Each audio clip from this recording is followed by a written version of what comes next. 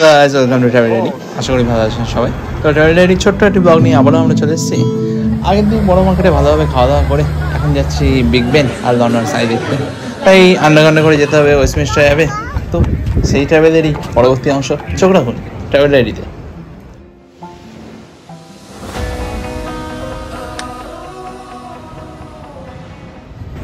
বড় মার্কেটে খাওয়া দাওয়া করে 1:30 বেজে গেছে। তো মালওয়াইনকে একটু গরম তো আছে, বাট স্টিল এত ঠান্ডা, এত জোরে হাওয়া দিচ্ছে যে আলো থেকেও পাচ্ছি না। হি করে কাঁপতে কাঁপতে এখন রাস্তা বেরোচ্ছি। লন্ডন ব্রিজ থেকে যাবো ওয়েস্টমিনস্টার যাবে আন্ডারগ্রাউন্ডে, তখন সেদিকেই যাচ্ছি।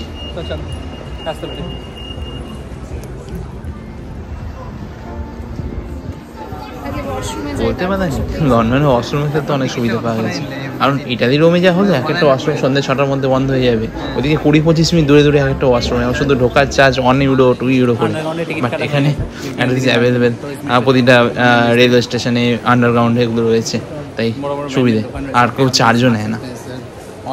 আর ইউরোপে বাকি কান্ট্রির মতো এই রেলওয়ে স্টেশনে মেট্রোতে সব বড় বড় ব্র্যান্ডের দোকানগুলো রয়েছে, হ্যামলেস, স্টেট বেকার, মার্কস অ্যান্ড স্পেন্সার, সব কিছুই।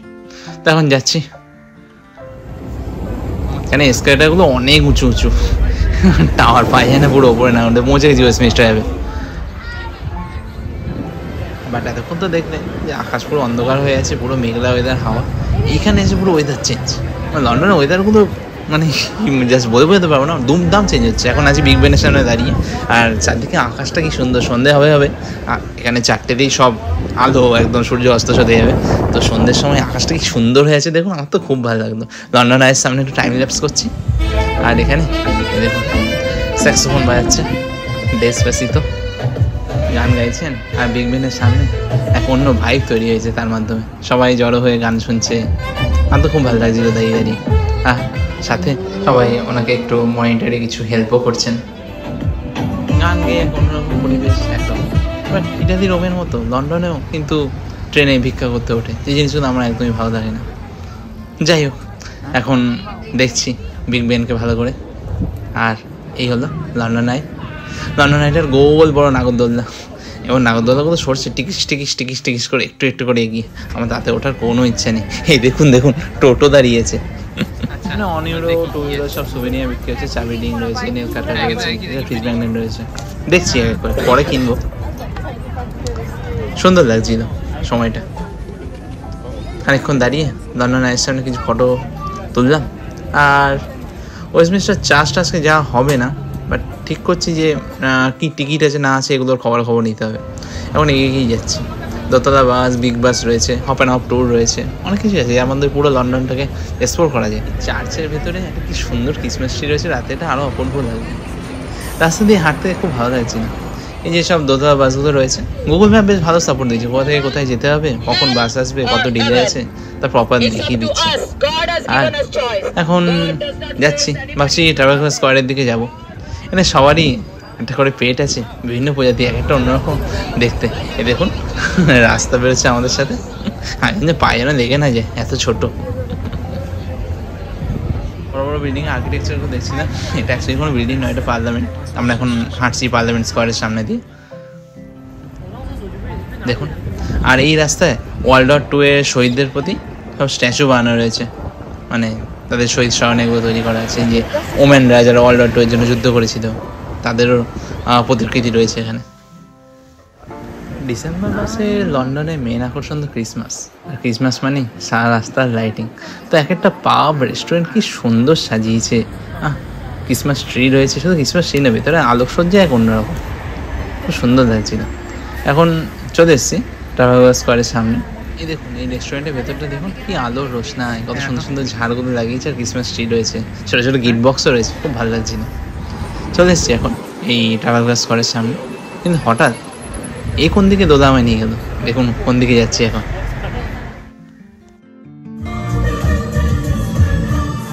মিউজিকের প্রথম চরণ শুনে পৌঁছে গেছি একবার সেই ছোটোবেলায়, পুরো নস্টালজিয়াতে চলে গেছি। সেই হ্যারি পটারের সময় এই দোকানটা পুরো একটা ম্যাজিক্যাল ওয়ার্ল্ডে ঢুকিয়ে দিয়েছে আমাকে। এই প্রথম ছোট্ট হ্যারি, রন, হারমোনির হগওয়ার্টস এক্সপ্রেসে করে হগওয়ার্টস যাওয়া, কিং ক্রস স্টেশনে, সব মনে পড়ে যাচ্ছে এক এক করে। আর মিউজিক্যাল ভাইবটা অপূর্ব ছিল, সুন্দর লাগছিল। কত কি পাওয়া যাচ্ছে ভেতরে, ওয়ান পাওয়া যাচ্ছে, কিয়ারিংস আছে, পেন্ডেন্ট আছে, ইভেন ইয়ারিংসও আছে, সব কিছুই। হ্যাঁ, খুবই সুন্দর সুন্দর টি শার্ট রয়েছে। আর এই শোপিসগুলো খুব সুন্দর, আর তো দেখতে বড় ভালো লাগছিল এখানে। আপনারা যখনই আসবেন এখানে ভেতরটা নিশ্চয়ই সময় কাটাবেন, কিছু কিনতে হবে তার কোনো মানে নেই। এই দেখুন কিং ক্রস স্টেশনের দেয়া রয়েছে ব্যানার। রিপোর্টটা ছিল আমাদের ছোটোবেলার সময়, তাই মেজরিটি এই দোকানে যা রয়েছে তারা আমাদেরই বয়সে, কিন্তু বাচ্চাদের আসতে খুব ভালো লাগবে। কারণ শুধু হ্যারি পটার নয়, game of Thrones, house of dragon, এসব স্টোরির ওপর ভিত্তি করেও অনেক কিছু সুভিনিয়ার্স এখানে অ্যাভেলেবেল রয়েছে। এই 9.3/4 টি শার্ট, এই যে হ্যারির ওয়ান্ড রয়েছে, জাদুই ছাড়ি, এই দেখুন টবির ছোট্ট মডেল, আর জাদুই ছাড়ি রয়েছে, আর সেই চৌমান্তারকারী নিম্বাস 2000 সেই ঝাড়ুও রয়েছে। আমিও একটা কিছু নেবো ভাবছিলাম, তো একটা এল্ডার ওয়ান কিরিং নিয়ে নিলাম। পেন্ডেন্ট নেবো ভেবেছিলাম, কিন্তু অনেকটা দাম। এই দেখুন টেলিফোন বুথ, ফোন করে পৌঁছে যাবো আন্ডারগ্রাউন্ডের সেই জাদু মন্ত্রালয়তে। এবার দেখুন ট্রাফালগার স্কোয়ারের শোভা, ক্রিসমাস মার্কেট, কিচ্ছু মিস করবেন না। আমি তো জাস্ট পাচ্ছিলাম না, একটা জায়গা দেখছিলাম, ভিডিও শট একটু করে নিচ্ছিলাম, বাট স্টিল চোখে দেখেই এক অন্যরকম লাগছে।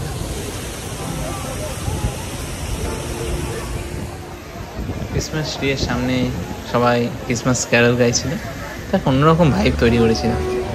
আমার খুব ভালো লাগছে, দাঁড়িয়ে দাঁড়িয়ে শুনছিলাম।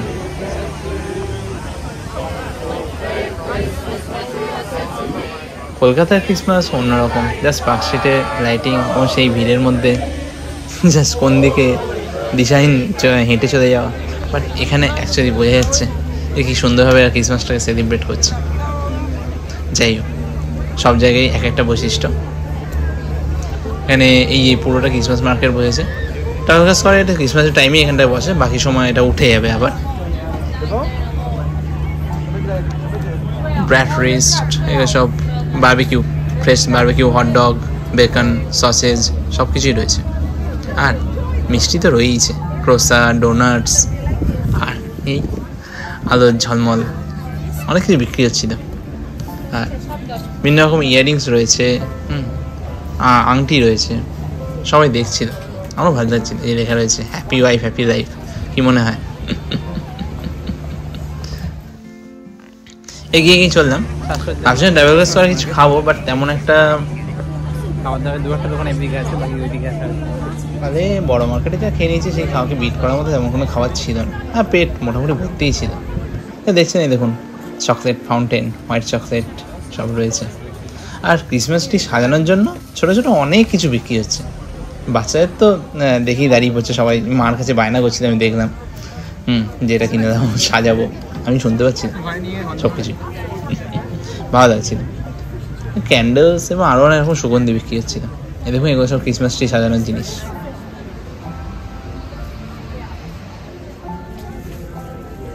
এই যে বাচ্চাটা বায়না করছিল, এটা ক্যাডবেরি হোয়াইট চকলেটের ফাউন্টেন, এটা স্ট্রবেরি দিয়ে একটা ওই বানিয়ে দেয়। আমার ওটা দেখে অতটা ভালো লাগেনি, তাই খাইনি। আর এই বাকি জায়গায় সব খাবার দাবার বিক্রি হচ্ছে, দেখে তো খুব ভালো লাগছিল, দেখতে খেতেও ইচ্ছে করে, বাট আজকে খাবো না। কিন্তু খুব জল টেস্টটা পেয়ে গেছে, একটা জল খেয়ে নিলাম। ক্রিসমাস মার্কেটের ভেতরে খাওয়া দাওয়া সস্তা, মানে এখানকার সবই দাম, যেমন বিফ সসেজ, 10 ইউরো, মানে সবই এখানে যা যা পাওয়া যাচ্ছে, হটডগ এগুলো সব 10 ইউরো। এটা স্পেসটা অ্যাভেল দিচ্ছে। তবে এখন আমরা ফেরত যাচ্ছি মেট্রো করে, প্রথমে লন্ডন ব্রিজ, ওখান থেকে ট্রেনে করে নরউড জাংশন, তো এখানে চারিং ক্রস আন্ডারগ্রাউন্ড আছে, সেদিকেই যাচ্ছে। ঘরে ফল নিয়েছি অনেক, ফল টল খাবো, একটু হেলদি খেতে হবে। তো ভালো লাগলো আজকে প্রথম দিনটা, দাঁড়িয়ে আছি এখন ক্রিসমাস ট্রির সামনে।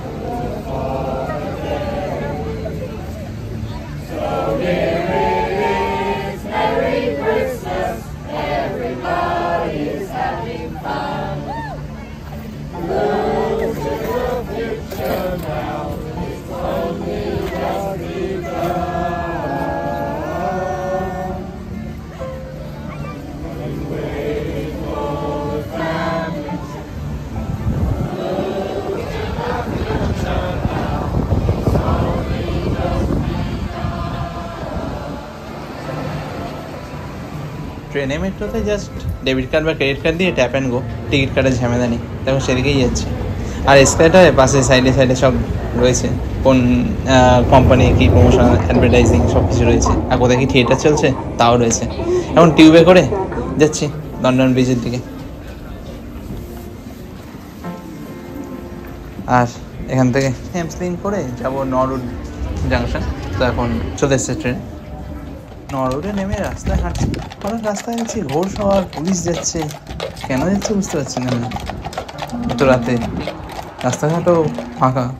বুঝলাম আমরা যেখানে আছি নরউডে, ওটা একটা বড় ফুটবল স্টেডিয়ামের সামনে। ওখানে আজকে লোকাল টিমের, লোকাল বড় টিমের ইংল্যান্ডের ম্যাচ আছে, তার জন্য চারদিক খুব ভিড় এবং কড়াকড়ি ট্রাফিক। সব পুলিশরা এদিক ওদিক ঘুরিয়ে দিচ্ছে। আমাদের আসার কথাই ছিল এই আজকে 21 তারিখে। আমরা 20 তারিখ এসেছি, তাই আজকে ঘুরতে যেতে পারলাম। 21 তারিখে তো আমরা পৌঁছাতাম কী করে হোটেলে, চেক ইন করতে পারতাম না। যাই হোক, আজকে রাতটা কাটিয়ে এখন পরের দিন সকাল বেরোলাম। আজকে মেন টার্গেট বাকিংহাম প্যালেস। ও হ্যাঁ, বলে দিই, বাকিংহাম প্যালেস যাওয়ার আগে কালকে রাতে প্ল্যান করে নিয়েছিলাম যে আমরা একটা লন্ডন পাস কাটবো। লন্ডন পাসে টোটাল 98টা অ্যাট্রাকশন আছে, যতগুলো হবে হবে, কারণ সময় তো কম, কারণ 4 দিনই ভ্যালিড। যেদিন অ্যাক্টিভেট করবেন সেদিন থেকে 4 দিন চলবে পরপর। যার মধ্যে সব কিছু মানে যেগুলো দেখার মতো অ্যাট্রাক্টিভ প্লেস, ওগুলো সবই ইনক্লুডেড টিকিট। টোটাল 90টা না কটা পয়েন্ট ইনক্লুডেড। তো ভালো প্ল্যান করা থাকবে, অ্যাজ পার যেমন থাকবে অ্যাট্রাকশন সাইড, সেই অনুযায়ী দিনে প্ল্যান করে নেবো। ওদিকে আবার ক্রিসমাসের দিন আন্ডারগ্রাউন্ড চলে না, ট্রেন চলবে, বাট আন্ডারগ্রাউন্ড অফ রয়েছে, তো দেখতে হবে সেটা কী করা যায়। যদি আমার কাছে মেন চিন্তার বিষয়, কারণ ইউকে আসার আগে সর্বপ্রথম বুকিং হবে আমার ক্রিসমাসের দিন হপ অ্যান্ড হপ ট্যুর করবো রাতের বেলা, নাইটে, তা আবার অনেক রাতে। তো নিজের কিছু চলে তো বাড়ি ফিরবো কী করে, মানে হোটেলে হয়ে যাবে কোনো ব্যবস্থা। এখন ব্রেকফাস্ট করতে যাচ্ছি নরউড জাংশনের সামনেই একটা ক্যাফেতে ঢুকলাম। আজকে কোস্তাতে ঢুকিনি, একটা অন্য ক্যাফেতে ঢুকছি, দেখি এখানে কী খাবার পাওয়া যাচ্ছে। ক্যাফেচিনোর দাম ওই রকমই 3, ওই একটা ক্যাফেচিনো, একটা ক্যাফে ম্যাকিয়াতো অর্ডার করে বসলাম। আর সাথে অর্ডার করেছি ক্রোসা, সেটা আসছে।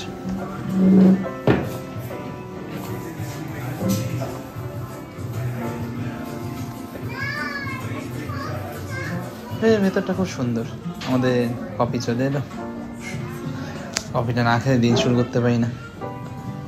আর সাথে এই আমান ক্রোসা। ইউরোপে মানে ইউকেতে আসার আগে স্বপ্ন দেখছিলাম কবে আবার সেই ক্রিম ক্রোসা খাবো, খাস্তা। তাই অর্ডার করেছি বড় সড়ো একটা, খেতে খুব ভালো ছিল।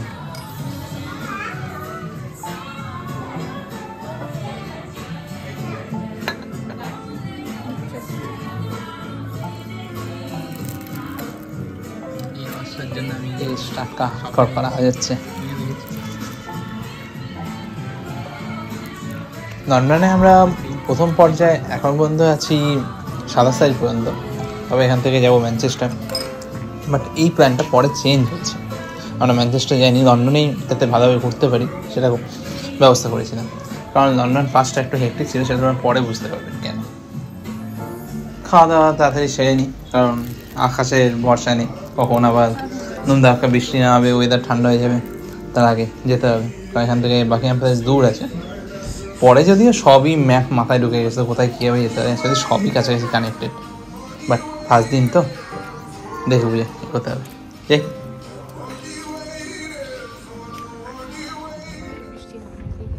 ওয়েদার তো সকাল থেকে ভালোই ছিল, এখন আমার মেঘ করে এলো। কফি খেয়ে নিয়েছি ফার্স্ট। চল বাকিংহাম প্যালেসের দিকে যাই, লন্ডন পাসের ফার্স্ট স্টেপ। বাকিংহাম প্যালেসে আজকে এন্ট্রি করলে ফার্স্ট দিন আজকে অ্যাক্টিভেট হবে লন্ডন পাসটা।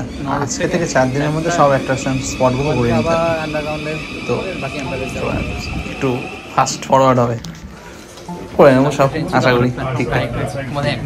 এখন ট্রেনে করে যাচ্ছি।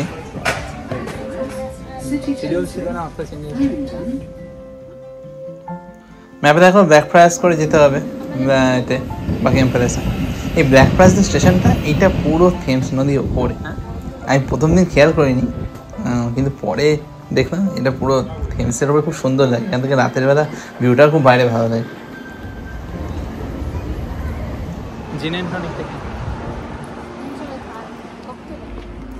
আমরা এখন সেন্ট জেমস পার্ক থেকে হেঁটে হেঁটে যাচ্ছি বাকিংহাম প্যালেসের দিকে। হাওয়া দিচ্ছে, রেস্টুরেন্টের ডিসপ্লেগুলো বাইরের দিকে রয়েছে, তো রাস্তা দিয়ে হাঁটার সময় দেখছিলাম কোথায় কি পাওয়া যাচ্ছে। ম্যাপে দেখে দেখে যেতে হবে এখন, কোন দিকে রাস্তা কোথায় যাচ্ছে বুঝতে পারছি না, কারণ গুগল ম্যাপের সমস্যা তো সব ঠিক আছে, কিন্তু যখন ও ঘুরতে চলে যায় ঠিক থাকে না। যাই হোক, পৌঁছেছি ঠিকঠাক। এখন এটাই মেন রোড যেটা ঢুকবো, আমি বলতে পারেন red road to Buckingham Palace.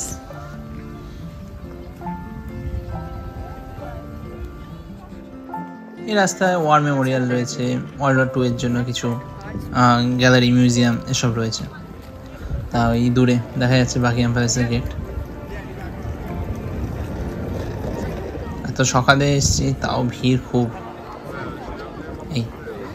এই হলো বাকিংহাম প্যালেস, আর এইদিকে আছে আজকে আমাদের কুইন্স গ্যালারিতে এন্ট্রি। তো এক্সাইটেড একটু, সেদিকে যাবো। আর এই দেখুন বিশাল ভিড়। তোকে বলুন একটু দাঁড়াও, আমি একটু ছবি তুলে নিই যে এত ভিড় করে তোকে কী দেখছে। ওই গার্ড যখন চেঞ্জ হয় ওদের একটা সেরিমনি টাইপ হয়, মানে প্যারেড হয়, একটা মিউজিক বাজে, তো তার মধ্যে গার্ড চেঞ্জ একটা সেরিমনি টাইপ হয়। তো সেটাই সবাই ভিড় করে দেখছে, বাচ্চারাও ঘাড়ে পিঠে উঠে দেখছে, ওদিকে বয়ফ্রেন্ডরাও গার্লফ্রেন্ডকে ঘাড়ে তুলে নিয়ে দেখাচ্ছে ছবি তোলার জন্য। আমি একটু দেখে নিলাম, তারপর এই যে গার্ড চেঞ্জ হচ্ছে।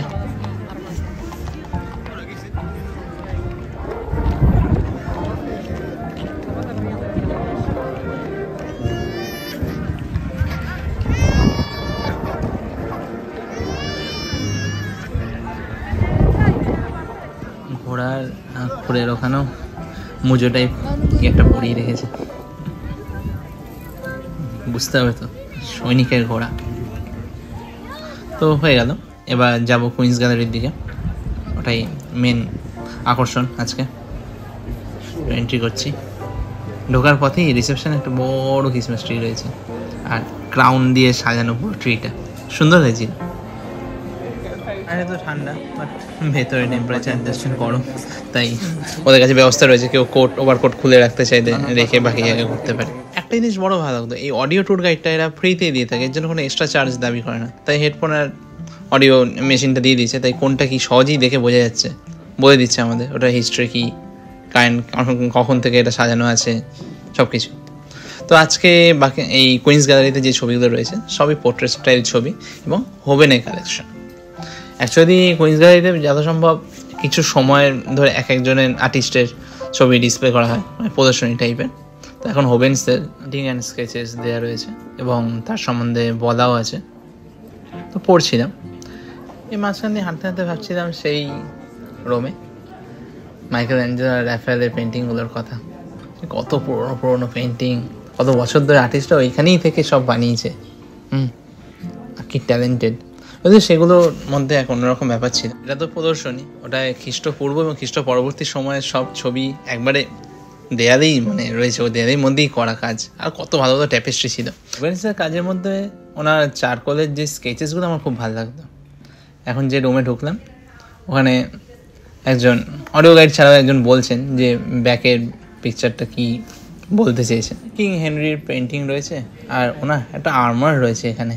আর্মারটা পুরো ওনার জন্যই বানানো, কারণ উনি তো মোটা, তো ওনার জন্য আর্মারের মধ্যে দেখুন স্টাইল ভুঁড়ি রয়েছে, পিঠ পেছনের ট্যাচা করা। অডিও গাইডে সব বলছিল, শুনছিলাম আর দেখছিলাম। যেমন কথা আপনারা তো সব ভিডিও থেকে দেখেইছেন যে সব রকম গ্যালারি মিউজিয়াম থেকে বেরিয়ে বাইরে একটা সুভিনিয়ার শপে দিয়ে বাইরে বেরোনো হয়। তো ওখানে দেখছিলাম কী পাওয়া যাচ্ছে, ছোটো ছোটো ক্রাউন মডেল, কিরিং, ম্যাগনেটস পাওয়া যাচ্ছে, ফাজ পাওয়া যাচ্ছে এরকম। আবার রাজকীয় রয়্যাল ওয়াইন, হুইস্কি এসবও রয়েছে। ওয়াইন স্টপারগুলো আমার খুব ভালো লাগছিল, বাট অনেক দামতে নিলাম না। এখন ম্যাপ দেখে দেখছি যে কোন দিকে যাবো। হপেনহাম বাস রোডটা আজকেই করে নেবো। ওইদিকে বাকিংহাম প্যালেসে ঘুরে অলরেডি বেজে গেছে 1:30 লাঞ্চের টাইম হয়ে গেছে, খেতে হবে তো।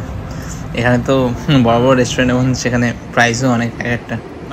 তো আজকে চায়না টাউন যাবো, চায়না টাউনে খাওয়া দাওয়া হবে। তো এখান থেকে চায়না টাউনের রাস্তা দেখে নিলাম কোন দিক দিয়ে যেতে হবে। এবং সামনে ক্রিসমাস ট্রিটা কি সুন্দর, পুরো মনে হচ্ছে না স্নোবল দিয়ে তৈরি, খুব ভালো লাগছিল এটা দেখতে। কিছু ছবি ভিডিও তুললাম, তবে এগোতে থাকলাম। এখানকার পরিবেশ অলওয়েজ আমার অন্যরকম লাগে। কলকাতায় ফিরেই তো সব দৃষ্টি আবার চেঞ্জ হয়ে যাবে, পরিষ্কার পরিচ্ছন্ন, পলিউশন ফ্রি এরিয়া, কি সুন্দর লাগে না? চায়না টাউনের জন্য এখান থেকে বাস ধরতে হবে, এখন বাসে উঠছি। চায়না খাওয়া দাওয়া পরের ব্লগের জন্য তোলা থাক। সবাই ভালো থাকবেন, সুস্থ থাকবেন, সাবধানে থাকবেন। হ্যাঁ, ব্লগটা কেমন লাগলো অবশ্যই জানাবেন। সাবস্ক্রাইব করতে কিন্তু ভুলবেন না। এখানে লোকাল বাসেও ওই এটিএম ডেবিট ক্রেডিট কার্ড দিয়ে ট্যাপ অ্যান্ড গো, এক একজন এক একটা কার্ড ভ্যালিড। তো যাই হোক, পরের ব্লগে প্রথমেই থাকবে চায়না টাউনের খাওয়া দাওয়া। তো জাস্ট স্টে টিউন, এনজয় করতে থাকুন।